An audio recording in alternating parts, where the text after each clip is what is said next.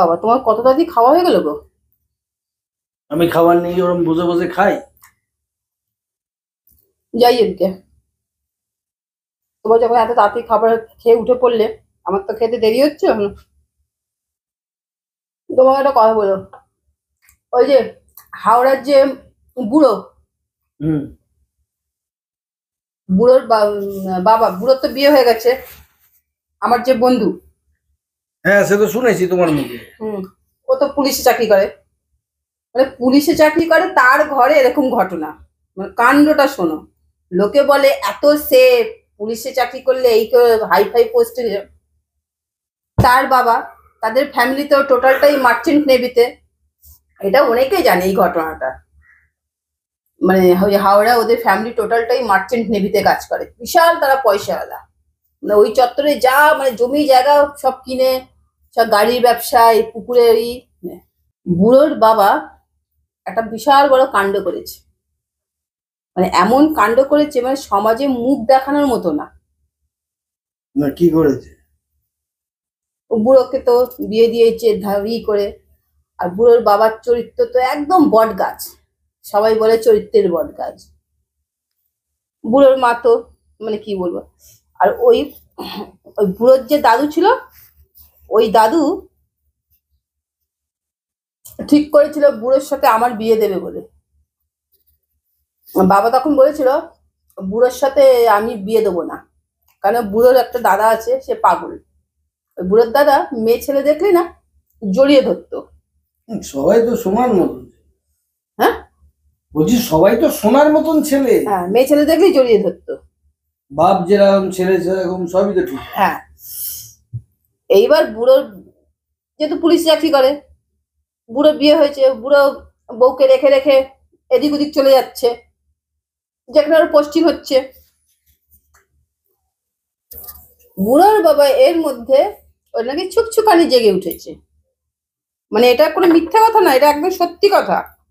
বুড়োর সাথে ওই দিন দেখা হয়েছে, তো বুড়ো আমাকে বলল কি বুড়োর বাবা কি করেছে। আমাকে তখন বুড়োকে বল, আমি যখন জিজ্ঞাসা করলাম, বুড়ো বললো, আমি বললাম কি রে বুড়ো তুই এখানে? তো বুড়ো বললো আমার তো ডিভোর্স হয়ে গেছে। আমি বললাম তোর ডিভোর্স হয়ে গেছে? এই তো শুনলাম তোর বিয়ে হয়েছে, তোর এখন আবার ডিভোর্স হয়ে গেছে। তো আমাকে বললো তুই জানিস না? আমি বললাম না, তোর বিয়ের কথা শুনেছি কিন্তু তোর ডিভোর্সের কথা তো শুনিনি। বলছে সে তো বিশাল বড় রামায়ণ হয়ে গেছে, পাড়া শুদ্ধ লোক তো সবাই জানে। আমি বললাম পাড়া শুদ্ধ লোক সবাই জানে, ব্যাপারটা কি?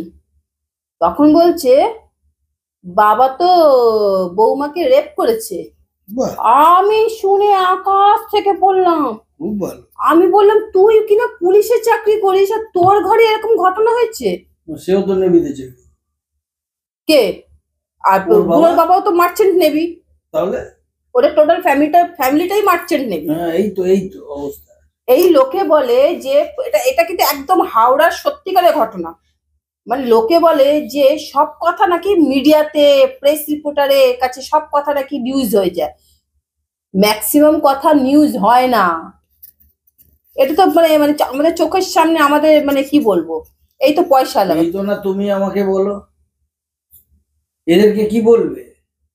মানে পয়সা যারা কুমির, মানে ওর মানে ওর যে বড় মানে কাকুটা, তার 4টে মিনি বাস।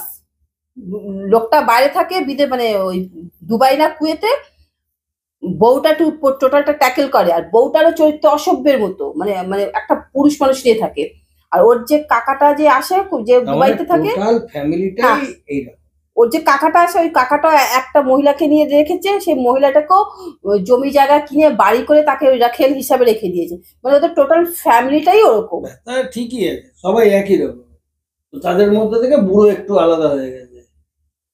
বুড়ো একটু আলাদা, এখন আমরা যেহেতু বন্ধু বান্ধব বলে এখন আমার চোখে আলাদা লাগছে। আমি ওটাই বললাম, মানে তোমার বক্তব্য অনুসারে ও একটু আলাদা। হ্যাঁ, আমার ধারণা আলাদা নয়, ও ওই একই চরিত্রের মধ্যেই ঢুকে যায়। হয় আজ নয় কাল, কাল নয়। হ্যাঁ, তাই মানে বললাম। যে ফ্যামিলিটার মধ্যে 10 জনের কথা বললে তুমি, 10 জনই করাপশন ভর্তি। তাহলে মানে পয়সায় মানুষকে চরিত্রটা যে এরকম নষ্ট করে দিতে পারে, আমার জানা মানে জানার বাইরে। এরকম আছে, অনেক ফ্যামিলিতেই আছে। যেটা চোখে, এটা তো আমাদের চোখের সামনে হাওড়ার ঘটনা, এটা তো মানে ওই চত্বরে গেলে এটা যে কেউ প্রত্যেকের মুখে মুখে বলে দেবে ওই ফ্যামিলির কথা। কিন্তু ওই যে পয়সা, পয়সায় কিছু বলতে পারে না, পয়সার দাপটে সব মানে মুখ বন্ধ। যাও যাও, তুমি খেয়ে নাও। আর এই গল্প বললে অনেক, না এটা তো এটা তো গল্প না, এটা তো বাস্তব ঘটনা। আমি তা বলছি না, আমি বলছি গল্প করলে অনেক। এই যে কথায় কথা বলে না, সবকিছু রিপোর্টে চলে যায়, প্রেস রিপোর্টারের কাছে চলে যায়, যায় না, অনেক ঘটনা চাপা পড়ে থাকে। এই যে আলটিমেট কি হলো, বুড়োর ডিভোর্স হয়ে গেল, এবার বুড়ো কি নেক্সট টাইম বিয়ে করতে কি সাহস পাবে? তো এরকম কোন মেয়ে থাকবে ওই বাড়িতে? তার ভরসা কি, সেফ কি? এরপরেও যে বুড়ো বিয়ে করবে, তারপরেও বা সেফ কি আছে? কেন বুড়ো যখন বাইরে বাইরে পোস্টিং হচ্ছে, পুলিশের চাকরি করে, কেন সে কোয়ার্টার পায়নি? সে বউকে নিয়ে যেতে পারে না? অনেকে তো ফ্যামিলি নিয়ে যাওয়াটা পছন্দ করে না, না? আর যার বাবার চরিত্র খারাপ, ছেলে জানে না? হ্যাঁ, ওর বাবার চরিত্র খারাপ, ওর কাকাদের চরিত্র খারাপ, এটা তো বুড়ো তো ভালো মতো জানে সবাই। জানে তো, তাহলে নিজেরা বিয়ে করে যে নতুন বউটাকে বাড়িতে ফেলে রেখে দিয়ে গেল কেন? আমাকে যখন বুড়ো যখন এই ঘটনাটা যখন বললো, আমি তখন বুড়োর দিকে তাকাচ্ছি আর ভাবছি, তার মানে তোর সাথে, তখনই ভাবছি তোর সাথে যে আমার বিয়েটা হয়নি, আমার কপালটা কতটা ভালো। মানে আমি তখন ওর দিকে তাকাচ্ছি আর ভাবছি আমি। তার মানে কথাটা বুঝতে পারলে না, আমার বক্তব্যটা বোঝো। ওর সাথে তোমার বিয়ে হয় না, যে মেয়েটার বিয়ে হয়েছে তার বাবা মা তো জেনেই বিয়ে দিয়েছিল যে এরকম ঘটনা ঘটবে, কখনোই দেয় না। সে তো ভালো ভেবে দিয়েছিল, সেই মেয়েটারও কোনো দোষ নেই। না, আমার বক্তব্য, বুড়ো কি যে নিজের বাপকে চেনে, তার ফ্যামিলির প্রত্যেকটা চরিত্র জানে, সেই মহিলাটিকে কি করে ফেলে রেখে দিয়ে গেল?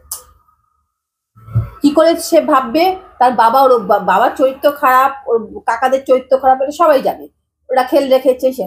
কিন্তু এটা কি করে ভাববে যে তার বাবা নিজের ছেলের বউয়ের সাথে এরকম ঘটনা করবে? কোনো ছেলে এটা ভাবতে পারে? কোনোদিনও ভাবতে পারবে না। এটা কি হয় বলো তো, এটা তো কোনো না কোনোদিন ভুল করে ঘটে যেতে পারে। আজকে তুমি দীর্ঘদিন ধরে আমাকে অনেক চরিত্র নিয়ে কথা বলো, হ্যাঁ আমি বাইরের মহিলাদের দিকে তাকাই, বাইরের মহিলাদের সঙ্গে ঘুরে বেড়াই, সেটা আলাদা কথা।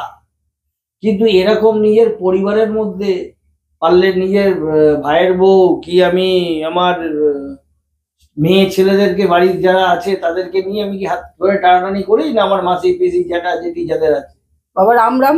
এগুলো সব ভুলভাল জিনিস। তাহলে বুড়োরও আমার মনে হয় যে বুড়োরও ঠিক ডিসিশন নেওয়া হয়নি, নিজের বউকে নিয়ে চলে যাওয়াই উচিত ছিল। যাই হোক, তাহলে বন্ধুরা তোমাদেরকে এই একটা কথা হয়, তোমরা তো শুনলে, এটা কিন্তু টোটালটাই রিয়েল ঘটনা। মানে এটার মধ্যে মানে কি বলবো, আমার এই বন্ধুর কথাটা শুনে এতটাই খারাপ লাগছিল না, মানে কি বলবো, মানে ওদের পয়সায় যে মানুষ এতটা নিচে নেমে যেতে পারে, মানে এক্সট্রিম পয়সা হয়ে গেলে মানুষ বলে না ধরাকে সরা পেয়ে বসে, এটাই মানে তাদের মানে জ্ঞান বোধ বুদ্ধি সব সব হারিয়ে লোপ যায়। পেয়ে যায়। মানে আমার মনে হয় এতটা, আমার কি বলবো, এতটা পয়সা দরকার, এই শাক ভাত খাবো, এটাতেই শান্তি।